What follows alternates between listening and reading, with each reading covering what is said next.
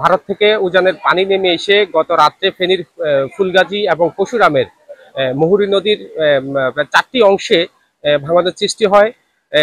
গভীর রাতে বাড়িঘর, বিস্তীর্ণ এলাকা, বসতবাড়ি, মাছের ঘের সহ ফুলগাজী বাজারেই প্রায় হাঁটু পরিমাণ পানি উঠে যায়।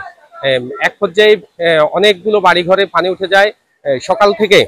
সকাল থেকেই ভাঙনের কিন্তু এলাকাগুলোতে এখন পর্যন্ত প্রচুর পরিমাণে পানি ঢুকতে থাকে।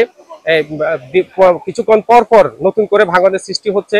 ভাঙনকীর্ণ এলাকায় পরিদর্শনে এসেছেন, ঢাকা থেকে পরিদর্শনে এসেছেন পানি সম্পদ প্রতিমন্ত্রী জাহিদ ফারুক সাহেব।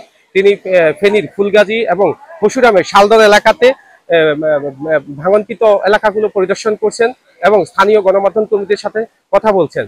এখানে বন্যা পরিস্থিতি দেখতে এসে যা সাধারণ মানুষের সাথে আমরা কথা বলে যা জানতে পেরেছি যে দীর্ঘদিন যাবৎ এই ফুলগাজীর এই মুহুরী নদীর বাঁধে সঠিকভাবে না করার কারণে এই পরে বছরে 3বার করে ভাঙনের সৃষ্টি হয়।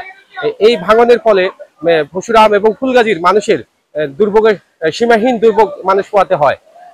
সকাল থেকেই ফুলগাজীর 3টি অংশে ভাঙনের স্থানগুলোতে কিছুটা উন্নতি হলেও কিন্তু পরশুরামের শালদরের অবস্থা খুবই ভয়ানক।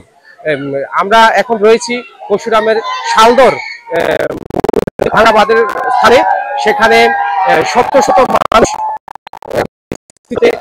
পানি করছে।